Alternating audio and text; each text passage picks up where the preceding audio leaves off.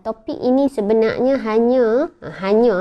hanya satu petikan ataupun satu frasa daripada ayat Al-Quran daripada surah yang kedua, surah Al-Baqarah ayat ke-83. Sebenarnya dia satu topik sahaja. Dan saya nak share dengan tuan-tuan dan puan dalam masa yang singkat ini, iaitu daripada buku 50 Kaedah Al-Quran untuk Jiwa dan Kehidupan, susunan Dr. Umar bin Abdullah Al-Muqbil. Dan ini adalah salah satu topik yang disusun oleh beliau dalam 50 Kaedah Al-Quran untuk Jiwa dan Kehidupan dan merupakan topik yang pertama. Kaedah yang pertama di dalam Al-Quran terkait dengan jiwa dan kehidupan kita. Maka sebab tu tuan-tuan dan puan, saya berhasrat, saya duk fikir hari tu kita pergi tentang burung. Kalau ada yang follow kita sebelum ni, kita tak letak susun silibus satu persatu lagi lah kan setakat ni. Tapi insya-Allah ada rezeki permulaan bulan depan ke kan, kita akan susun sebab Tuan Zul kita nak cuba buat setiap bulan. Kalau dah ada susunan begitu, insya-Allah kita cuba silibuskan. Tapi untuk hari ni tuan-puan, terima kasih Tuan Zul yang bersama dengan kita, AJK Orang Kuat Surah An-Nur ni, dan juga rakan-rakan yang join kita. Alhamdulillah, bantu kami untuk like dan juga share supaya ada rakan-rakan kita yang dapat sertai insya-Allah dan dapat sedikit manfaat kalaupun tak banyak. Baik tuan-puan, hari ni saya nak kongsikan kaedah pertama, iaitu daripada buku ni.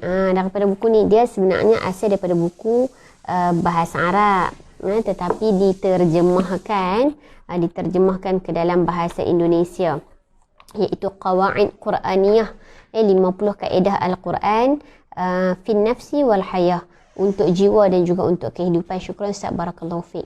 Jadi ini adalah kaedah pertama. Dah share, okay, syukran. Okey, ni kaedah pertama yang saya nak share dengan tuan-puan, iaitu kaedah ini diambil daripada surah yang kedua, surah Al-Baqarah ayat ke-83. Tuan-tuan dan puan-puan, tuan-tuan dan puan-puan boleh buka mushaf tengok ayat ke-83. Sebenarnya 83 ni ayat dia panjang, betul tak? Ayat dia panjang. Cuma kaedah pertama ini hanyalah potongan ataupun sedutan daripada ayat ke-83. Jom kita baca sikit ayat 83. Kalau tuan-puan tengok, alhamdulillah, dan sharing, terima kasih banyak Siha Chika dan juga Zakiyah Idrus dan rakan-rakan yang bersama dengan kita. Alhamdulillah, terima kasih banyak bersama dengan kami. Baik, tuan-puan dimuliakan, kalau kita tengok dekat sini, subhanallah, dalam ayat 83, saya bacakan ayat dulu. A'udzu billahi minasyaitonir rajim. Bismillahirrahmanirrahim. Wa idh akhadna mitsaqa bani Israila la ta'buduna illallah wa bil walidaini ihsanan wa dhil qurba wal yatama wal masakin wa qulu linnasi husnan wa aqimus salata wa atuz zakah thumma tawallaytum illa qalilan minkum wa antum mu'ridun. Sadaqallahul azim. So daripada ayat 83 ni lah tuan-tuan dan puan-puan, daripada 83 ni lah iaitu ayat yang kita nak bacakan ataupun kaedah pertama yang kita nak kongsikan, iaitu daripada 50 kaedah Al-Quran untuk jiwa dan juga kehidupan. Dekat mana yang kita nak kongsi tu? Dekat waqulu linnasi husna, dan bercakaplah kepada manusia dengan percakapan yang baik, ataupun dan ucapkanlah kata-kata yang baik kepada manusia. Itu kaedah pertama yang dibincangkan oleh Dr. Umar bin Abdullah Al-Muqbil dalam buku 50 Kaedah Al-Quran untuk Jiwa dan Kehidupan ini. So ini adalah topik pertama, ayat pertama yang dibedah oleh beliau, dan saya nak kongsikan dalam masa yang singkat ini dengan tuan-tuan dan puan-puan apa benda yang kita nak belajar daripada ayat ini. Ayat ke-83 ni nak cerita tentang apa? Ataupun potongan daripada ayat 83 lah maksudnya. Sebabnya kita tak bincang the whole ayat yang sempurna dalam 83 tu, tapi nak ambil kaedah kehidupan untuk jiwa kita dan untuk kehidupan kita berkaitan dengan ucapan. berkaitan dengan perkataan. Maka Dr. Umar Abdullah Al-Muqbil mengatakan permulaannya adalah waqulu linnasi husna, dan ucapkanlah kata-kata yang baik kepada manusia. Baik, tuan-puan yang saya muliakan, kalau tengok dekat sini, beliau yang ni penulis meletakkan lagi ada beberapa ayat lagi lah yang lebih kurang sama perbincangannya. Ya, dengan ayat ini ada tetamu pula mai waktu ni kan. Fitnah. Fadal. Hal hunaka syai' fi daurah? Okey, tak apa. Okey, sambung tuan-tuan perempuan. Baik. Maka kita nak faham, ucapkanlah arahan Allah ataupun perintah Allah kepada manusia, kepada kita, ucapkanlah kata-kata yang baik kepada manusia. Ni macam mana? Apakah maksud dia? Okey, so maka saya nak sebut secara pantas, tuan-tuan perempuan, ayat yang hampir serupa dengan ayat ini. Boleh buat homework sikit. Yang pertama adalah surah Al-Isra, surah ke-17 ayat ke-53. Yang ni saya bagi guideline dekat tuan-tuan perempuan. So tuan-tuan perempuan tulis dekat bawah, nanti boleh tengok antara maksud lain yang ada yang terkait dengan ayat ini. Iaitu yang pertama surah Al-Isra, iaitu surah yang ke-17 ayat yang ke-53. Surah yang kedua, surah Al-Ankabut, surah ke-29 ayat ke-46. Ayat ke-46. Surah Al-Ankabut, surah ke-29 ayat ke-46. Yang mana surah ayat ini terkait dengan ayat yang kita sebut ni. Maksudnya waqulu linnasi husna, ucapkanlah dengan perkataan yang baik. Okey, tapi saya tak baca dah ayat tu sebab kita nak pergi laju. Yang ketiga, tuan-tuan perempuan, ayat dan surah yang terkait dengan perbincangan ayat ini, ayat 83 surah kedua ni, iaitu surah Al-Isra. Oh, satu lagi dah, sorry. Saya tulis ke bawah ni. Surah Al-Isra satu lagi. Ya, surah yang sama. Surah Al-Isra ayat ke-23. Berarti surah Al-Isra ada dua ayat terkait dengan situasi perbincangan, percakapan dan ucapan.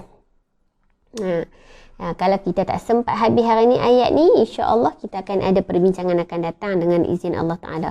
So yang pertama surah Al-Isra ayat 23, yang kedua surah Al-Isra ayat 53, yang ketiga surah Al-Ankabut surah ke-29 ayat 46. Pi laju-laju lah saya, sebab tu saya tak baca ayat. Maksudnya nak cerita ayat yang hampir serupa mesejnya dengan ayat bercakap dengan percakapan dan ucapan yang baik. Ini antara ayat dan surahnya. Yang keempat, surah Al-Furqan. Surah ke-25 ayat ke-63. Dan yang terakhir, yang kelima, surah Ad-Duha. Surah ke-93 ayat ke-10. Sebab kita pun lebih kurang 40 minit saya nak syarah satu-satu ayat ni, mungkin tak sempat untuk kita. Tapi tak apa tuan-puan. Bila saya dah bagi guideline dekat tuan-tuan perempuan, ni benda pertama. Saya nak bagi tahu ada ayat untuk malam ni. Yang pertamanya, ada ayat yang merupakan perintah Allah Subhanahu Wa Taala, suruh kita bercakap, suruh kita mengucapkan dengan perkataan yang baik, dengan ucapan yang baik kepada manusia sekeliling kita. Wa qulu linnasi husna, dan katakanlah kepada manusia dengan perkataan dan ucapan yang baik. Sebab apa tuan-puan, saya duk fikirkan nak bagi tajuk apa malam ni.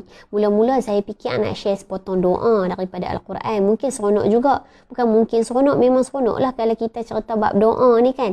Doa, cerita tentang doa, doa dalam Al-Quran, doa dalam hadis Nabi SAW, memang seronok. Lepas tu saya duk fikir, ataupun saya nak buat bedah buku ni. Kaedah yang kita sendiri kena tengok macam mana Allah ajak kita, bagaimana kita nak bagaimana kita nak menjalani kehidupan kita dengan baik. Apakah formulanya? Apakah prinsipnya? Apakah apakah kaedahnya? Maka kaedah pertama yang disusun oleh Dr. Umar Abdullah Al-Muqbil adalah dengan ayat ini, cakap benda-benda yang baik. Bercakap dengan baik, bercakap dengan benda-benda yang baik. Kita akan tengok detail sekejap lagi. So, benda pertama tadi adalah tentang kaedah percakapan. Topik kita. Yang kedua, saya share dengan tuan-puan ayat-ayat lain yang terkait dengan ayat ini. Bererti dalam perbincangan nak cakap tentang benda-benda yang baik ni. Kat mana? Yang pertama tadi surah ke-17, surah Al-Isra ayat 23, kemudian ayat 53, surah Al-Furqan surah ke-25 ayat 63, yang keempat surah Al-Ankabut surah ke-29 ayat 46 dan yang terakhir surah Ad-Duha surah ke-93 ayat 10. Baik, tuan-puan. Poin ketiga. Kita pergi poin-poin je lah secara pantas kan. Saya pun tak berhasrat nak buat lama. Sekali kita nak isyak pula kan dan sebagainya. Baik. Tuan-puan, yang ketiga, kalau tuan-puan tengok yang tu semua yang saya bincang, yang itulah topik yang sekitar perbincangan bercakap dengan percakapan dan ucapan yang baik. Maka saya nak pergi laju sikit pada poin ketiga saya malam ini, tuan-tuan dan puan-puan. Iaitu, apa maksud ucapan yang baik tu? Apa maksud ucapan yang baik?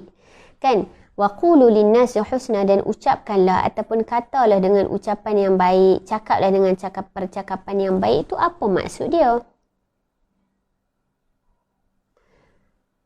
Kadang-kadang kita selalu sebut benda ni. Kita sentiasa sebut benda ni kan. Betul tak? Kita duk sebut, cakap baik-baik, ataupun ucaplah yang baik-baik. Tetapi secara detailnya, apakah perkara yang Allah nak sebutkan kepada kita tentang waqulu linnasi husna? Apakah yang Allah nak maksudkan tentang cakaplah yang baik-baik? Tuan-tuan dan puan-puan, so saya nak share beberapa perkara yang ditulis oleh Dr. Umar Abdullah Al-Muqbil ini dalam buku ini yang saya sebutkan tadi, iaitu persoalannya apakah maksud ucapan yang baik? Apakah maksudnya? So, ada beberapa perkara saya simpulkan atau saya simplifykan. Yang pertama, maksud kepada ucapan yang baik. Sebahagian ulama berpandangan apabila diceritakan tentang ucapan yang baik ataupun ucapan yang terbaik, yang paling baik adalah tergantung kepada pertama adalah gaya bahasa dan maknanya. Apa dia? Gaya bahasa dan maknanya. Bererti bila sebut tentang ucapan yang baik, para ulama menyifatkan ucapan yang baik itu terkait dengan yang pertama, iaitu gaya bahasanya. Apakah maksud gaya bahasa ataupun apakah yang kita boleh faham dengan gaya bahasa? Ya, gaya bahasa dan maknanya. Macam mana? Gaya bahasa yang diutarakan dengan kelembutan, kesantunan, tidak keras, tidak kasar. Maka itulah maksud kepada gaya bahasa ucapan yang baik. Oh, maksudnya kita kena cakap lemah lembut ke? Ya, sopan santun ke? Ya, ada orang dia cakap lantang ataupun ada orang dia cakap macam suara yang kuat misalnya. Adakah kita kena cakap dengan suara yang slow? Tuan-puan, beza antara lantang dengan kasar. Beza. Dan kalau kata sebahagian tuan-puan yang kenal, kata kita orang Kedah ni, kami orang Kedah ni kan. Kami orang Kedah ni kadang-kadang bercakap pun macam orang nak berkelahi kan. Berkelahi ataupun bergaduh lah tuan-tuan dan puan-puan. Berkelahi ataupun bergaduh lah macam tu kan. Jadi tuan-tuan dan puan-puan, dia berbeza. Bukan kita kata lantang ataupun kadang-kadang setengah orang kan memang lantang ke apa ke kan. Tapi sebenarnya bukan maksud lantang ataupun garang tu satu bentuk yang tak baik. Sebab berbeza. Yang dimaksudkan gaya bahasa dan maknanya tu tidak kasar, tidak keras, tidak menghardik, tidak mencela, tidak mengata. Bukan sekadar tertumpu kepada gaya bahasa tetapi juga tertumpu kepada makna yang diucapkan. Mungkin dia cakap sopan santun. Tetapi maksudnya menyindir. Tak betul juga. Betul kan tuan-puan? Tak betul juga. Dia cakap dengan sopan santun tapi sebenarnya menyindir. Tak boleh juga. Cakap dengan kasar. Cakap tengking-tengking. Tapi nasihat pun tak boleh juga. Seharusnya gaya bahasa, gaya ataupun orang kata apa, gaya cara cakap dan juga perkataan itu juga mestilah mengandungi kebaikan. So itu yang pertama, gaya bahasa yang lemah lembut, sopan santun, tidak keras, tidak kasar. Bila cerita tentang lembut, bukan tergantung kepada suara dia lembut sahaja, tetapi maksudnya dalam keadaan yang orang kata apa, sopan lah, bukan tengking-tengking dan sebagainya. Itu antara maksud kepada waqulu linnasi husna yang pertama yang dibincangkan. Yang kedua, tuan-tuan dan puan-puan, apa lain? Itu daripada sudut gaya bahasa, maafkan saya. Itu daripada sudut gaya bahasa. Yang kedua daripada sudut makna. Tapi sebenarnya saya dah ter-advance dah sebut tadi. Daripada sudut makna pula apa dia tuan-puan? Daripada sudut makna, word yang dikeluarkan oleh mulutnya itu adalah makna yang membawa kebaikan. Okey? Menghadirkan kebaikan kepada manusia sekeliling yang berkomunikasi dengan dia. Itu maksud waqulu linnasi husna. Kalau tadi gaya bahasa, cara. Tapi yang kedua adalah words itu sendiri, perkataan itu sendiri. Perkataan yang macam mana? Yang penting menghadirkan kebaikan. Macam saya sebut tadi, jangan kita kata, oh tak apa, saya cakap lemah lembut tapi perli, ataupun mencela, ataupun mengumpat, ataupun memprovok. Yang tu kita tak mau kan? Bererti bila kita kata waqulu linnasi husna, Allah suruh, Allah perintahkan kepada kita untuk bercakap dengan manusia dengan perkataan yang baik, dengan percakapan yang baik, dengan ucapan yang baik. Ia terkait dengan cara bahasa kita, gaya bahasa kita dan perkataan yang dituturkan oleh mulut kita, yang dikeluarkan oleh mulut kita, yang menghadirkan kebaikan. Ya, dan ada dua pembahagian kat sini. Yang pertamanya adalah semua ucapan yang baik membawa manfaat. Dan semua ucapan yang membawa manfaat adalah membawa kebaikan. Ini maksud yang disyarahkan oleh penulis ini apabila mengetengahkan maksud waqulu linnasi husna daripada sudut makna. Perkataan yang kita gunakan itu menghadirkan kebaikan.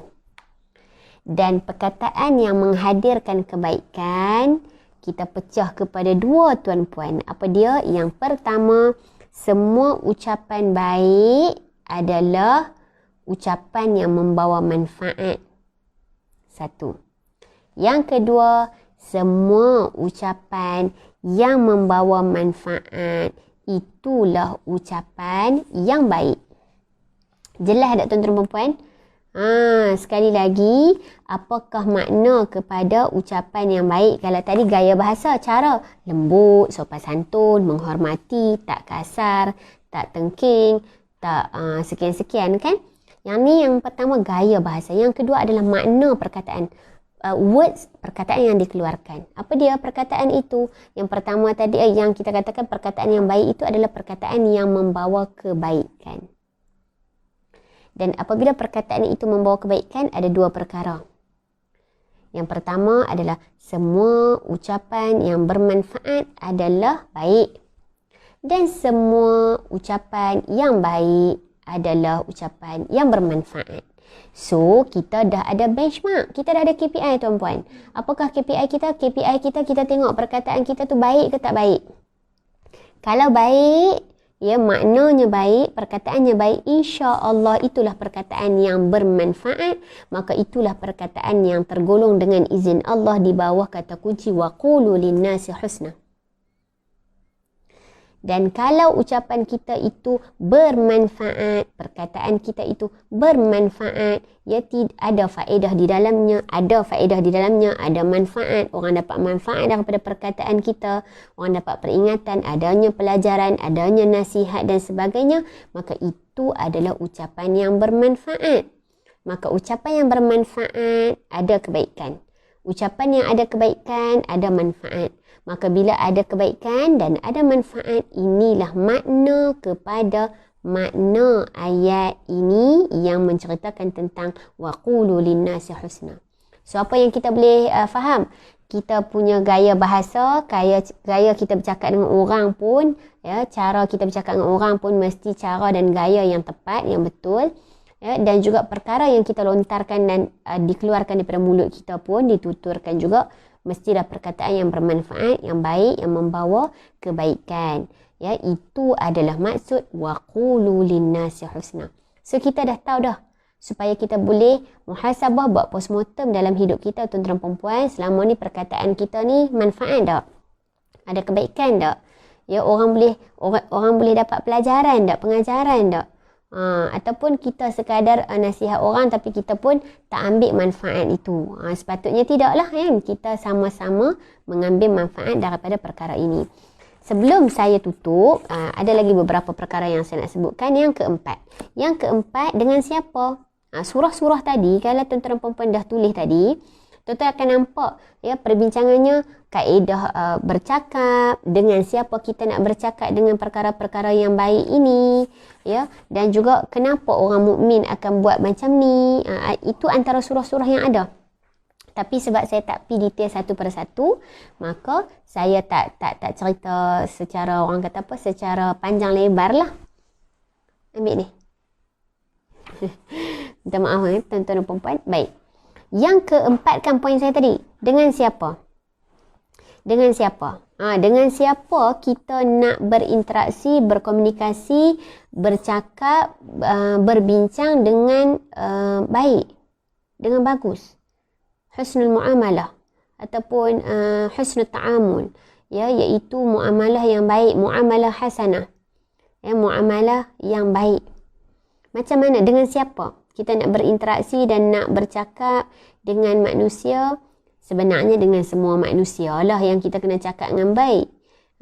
Tak bolehlah pilih-pilih orang, kan, tuan-tuan dan perempuan. Semua manusia. Sebab tu Allah sebut kat sini waqulu linnasi husna, dan bercakaplah dengan manusia dengan percakapan yang baik. Macam tu. Okey, tapi ada Tuan Zulkifli Mahadi, ibu bapa, barakallahu fi, ya, yang paling hampir dengan kita lah, tuan-tuan dan perempuan. Asasnya dengan semua manusia kita kena cakap baik.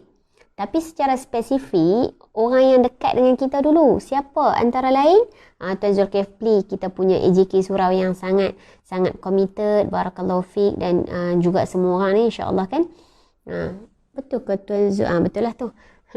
Okey. Yang pertama adalah sudah tentu terkait dengan orang-orang yang dekat dengan kita, dengan hati kita. Ya, siapa? Kedua ibu bapa kita. Pasangan hidup kita. Suami cakap elok dengan isteri cakap elok dengan suami. Dia tak ada, isteri je kena cakap elok dengan suami. Suami tak apa, tak ada macam tu, tuan-tuan dan perempuan. Isteri kena cakap elok dengan suami pun kena cakap elok dengan isteri. Suami menyantuni isteri menyantuni suami. Ini pesanan untuk saya dan kita semua. Okey? Baik. Dan juga anak-anak, dan juga saudara mara yang terdekat dengan kita. Okey? So itu maksudnya yang pertama dengan semua manusia sudah tentu. Yang kedua dengan siapa kita nak cakap elok, dengan mak bapak kita, orang yang paling dekat dengan kita, pasangan kita, anak-anak kita, kejiranan kita. Dan yang ketiga, tuan-tuan perempuan, penulis menspesifikkan, saya suka spesifikasi ini. Sebab apa? Sebab kadang-kadang kita tak perasan dengan orang nombor 3 ni. Siapa? Orang yang menjadi bawahan kita. Biasanya kita cakap elok dengan orang yang tinggi pada kita. Betul tak, tuan-tuan perempuan? Kita cakap dengan orang baik-baik ni dengan orang tinggi pada kita, bos kita, orang yang lebih tinggi pada kita, orang yang ada status, orang yang ada pangkat. Kenapa orang bawah-bawah kita boleh cakap kasar-kasar? Tak boleh, tuan-tuan perempuan. Ya, kita pergi restoran, misal waiter kita nampak dia macam bawahan pada kita, jadi sebab kita customer, kita cakap kasar-kasar. Tak betul, perempuan. Saya tengok dia rasa dan kita semua tak betul benda tu. Kan? Tapi sebab apa saya sebut ni? Saya sebut ni sebab ada dalam buku ni. Kan? Nak detailkan, nak menampakkan yang pertama, semua manusia berhak untuk mendapat kebaikan, ucapan dan manfaat daripada kita dengan perkataan dan ucapan yang baik. 1. 2, orang yang terdekat dengan kita. 3 adalah orang yang berada di bawah kita. Sebab apa? Sebab orang yang tinggi pada kita, selalunya kita memang cakap elok-elok. Orang yang berada bawah pada kita, biasanya kadang-kadang ada kesulitan untuk kita menghormati mereka. Maka tuan-tuan dan puan-puan, saya pesan pada diri saya dan kita semua, ya, tak kisahlah orang bawah kita ke, orang atas kita ke, kanan kiri kita ke, cakaplah dengan perkataan yang elok. Boleh ya tuan-tuan dan puan-puan, dan gaya yang elok. Jangan kita memilih-milih. Ya, dengan orang atas kita cakap elok-elok, dengan orang bawah-bawah kita cakap tak elok. Tak boleh macam tu. Semua kita kena cakap elok-elok, sebab ini Allah sebut waqulu linnasi husna. Cakaplah dengan percakapan, ucapan yang baik dengan semua manusia. Dan poin terakhir saya, tuan-tuan dan puan-puan, sebelum saya berhenti, saya tengok kat sini dalam masa lebih kurang berapa minit? 8:18 dah, isyak pun nak masuk dah kan? Okey, poin yang terakhir daripada saya, agak-agaknya kenapa orang mukmin buat macam ni, tuan-tuan dan puan-puan? Kenapa orang beriman, dia bercakap dengan manusia dengan percakapan yang baik? Kenapa orang beriman, orang yang ada iman dalam hati dia beriman dengan 6 perkara tersebut, dia buat dengan percakapan yang baik. Maksudnya dia patuh kepada arahan Allah, dia taat kepada perintah Allah dengan bercakap dengan percakapan yang baik. Sebenarnya banyaklah dalam buku ni, tapi saya sebut beberapa perkara sahaja.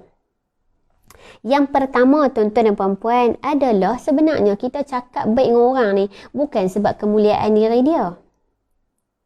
Bukan sebab saya cakap dengan bos saya elok-elok, bukan sebab saya memuliakan diri dia. Yang tu sebenarnya nombor 2, tuan-tuan dan puan, nombor 2, nombor 3, nombor 4. Saya cakap elok-elok dengan bos saya cakap elok-elok dengan staf saya cakap elok-elok dengan mak bapak saya cakap elok-elok dengan pasangan saya, dengan kejiranan saya, dengan rakan sekerja saya, dengan tuan-tuan dan puan-puan, dengan sesiapa sahaja. Saya sebagai orang beriman, kita sebagai orang beriman, cakap elok-elok dengan orang. Yang pertama, kenapa? Kerana itulah tanda kehormatan dan kemuliaan diri dia sendiri. Tak terkait dengan orang lain lagi pun. Saya cakap elok-elok dengan tuan-tuan dan puan-puan, itu melambangkan kemuliaan dan kehormatan, ketinggian diri saya. So nak kata, apa yang keluar daripada perkataan kita, perbuatan kita tu sebenarnya melambangkan siapa kita. Jadi, jangan tersilap langkah, tuan-tuan dan puan-puan. Saya pesan pada diri saya dan kita semua. Takut-takut kita ralik. Orang Kedah kata ralik. Ralik kita duk kata, oh ini orang, ini bos, kena cakap elok-elok dengan dia. Yang ni bukan bos, cakap je lah kasar-kasar dengan dia. Sebenarnya, tuan-tuan dan puan-puan, bukan kemuliaan dan ketinggian orang depan kita tu dengan melambangkan daripada perkataan kita tu, melambangkan kita siapa. Kita cakap orang ni elok, dengan orang ni tak elok. Dengan yang ni kita cakap tengking-tengking, yang ni kita cakap elok-elok. Sebab yang ni bos, yang ni bukan bos misalnya. Yang ni orang yang tinggi pada kita, yang ni yang tak ada pangkat dalam masyarakat misalnya. Itu sebenarnya bukan melambangkan kepada mereka, melambangkan siapa kita. Allahu Akbar. So, ini yang pertama. Yang kedua, tuan-tuan dan puan-puan, dan saya kira antara yang terakhir saya nak sebutkan adalah, bila cerita tentang kenapa orang beriman ni dia cakap elok-elok, dia buat macam ni. Sebab tuan-tuan dan puan-puan, orang beriman dia straightforward. Dia pentingkan tenaga dia pentingkan masa dia, maka dia memilih perkataan yang sepatutnya diungkapkan sahaja. Dia tak panjang-panjang cerita, tak sembang benda-benda yang lara, yang tak ada faedah, ya, yang menyakitkan, yang melukakan, yang perli-perli semua. Tak. Orang beriman, iman dia menjaga dia daripada mengeluarkan perkataan-perkataan yang tak sepatutnya. Tengok kan tuan-tuan dan puan-puan, orang beriman dia straightforward. Dia nak cakap benda ni, dia ada benda perlu cakap, dia cakap. Dia tak ada percakap, maksudnya dia tak ada benda nak cakap, ataupun benda tu tak penting untuk dicakap, maka dia tak cakap. Ini maksud waqulu linnasi husna. Dan melambangkan keimanan orang yang bercakap itu, dia memilih perkataan yang betul, diungkapkan pada masa yang tepat, kepada orang yang tepat. Ya, tak ada semua benda kita nak bincang, semua benda kita nak komen, semua benda kita nak jadi netizen. Maafkan saya tuan-puan, saya tengok di resident kita semua. Semua benda, semua isu kita nak sembang. Isu ni kita nak bincang, isu tu kita nak bincang. Kadang-kadang isu yang bukan kita ahli pun dalam bidang tu pun kita nak sembang. Maafkan saya tengok di resident ni, saya panggil resident kita semua. Kita takut-takut tuan-tuan dan puan-puan, kita tak tergolong di kalangan waqulu linnasi husna. Ini pesanan untuk saya dan kita semua. Sebenarnya panjang lagi lah perbincangan ni. Tapi saya singkatkanlah. Ya, sebabnya ada persoalan kenapakah mukmin berbuat demikian. Yang pertama untuk kemuliaan dan ketinggian dirinya sendiri. Melambangkan diri dia sebenarnya. Dan yang kedua, saya simpulkan, iaitu orang beriman ni dia tak sibuk dengan benda tak penting. Dia memilih perkataan yang tepat, yang tak meleret, short and precise, tak bincang benda-benda yang lara, yang tidak ada faedah padanya, kerana dia memiliki kepribadian, kecerdasan, kepintaran dengan keimanan dia tu, tuan-tuan dan puan-puan. Maka ini antara benda yang kita boleh faham daripada waqulu linnasi husna. Dia tak buang masa dia cakap benda yang sia-sia, yang tak bermanfaat, supaya tenaganya tak habis, masanya tak habis, dia masih bertenaga, dia masih ada masa untuk buat benda lain. Maka dia memilih perkataan yang keluar daripada mulut dia dengan sebenar-benar perkataan yang membawa manfaat dan kebaikan. Ya, tak sibuk dan tak larut dengan benda-benda kecil, benda-benda yang tak terkait dengan dirinya, yang tak ada kaitan dengan hidup dia. Tak semua benda jadi komen. So ini antara benda yang disebutkan oleh Dr. Umar Abdullah Al-Muqbil dalam 50 kaedah Al-Quran untuk jiwa dan kehidupan. Sebenarnya ada perbincangan lagi, tapi saya berhenti kat situ dululah kan. Kita nak fahamkan bahawa ini kaedah pertama daripada buku ini yang nak mendidik kita bagaimana nak menjadi orang yang bagus, orang yang baik, orang yang mengikut landasan kehidupan yang ditentukan oleh Allah Ta'ala menurut kaedah di dalam Al-Quran. Kita hidup kat dunia, tuan-tuan dan puan-puan, bukan nak hidup dengan prinsip kita sendiri, formula kehidupan kita sendiri. Orang kata orang yang berjaya tu adalah orang yang kaya. Dah, Al-Quran kata orang yang berjaya itu adalah orang yang masuk syurga. Orang kata, manusia kata, siapa berjaya, siapa berusaha, dia akan kaya. Siapa rajin, maksudnya siapa kuat bekerja, dia akan kaya. Tak, Al-Quran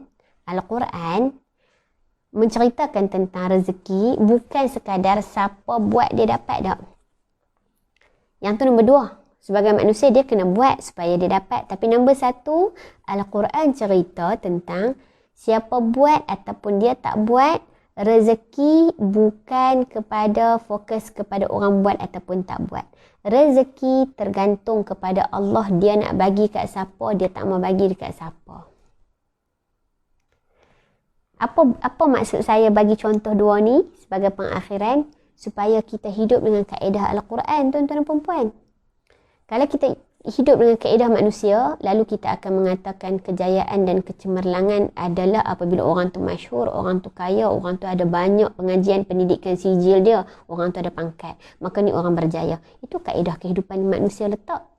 Tapi kalau Al-Quran letak, orang yang berjaya, orang yang beruntung adalah orang yang berjaya dan beruntung di dunia dan di akhirat, khususnya di akhirat, iaitu dengan masuk syurga. Itu orang berjaya.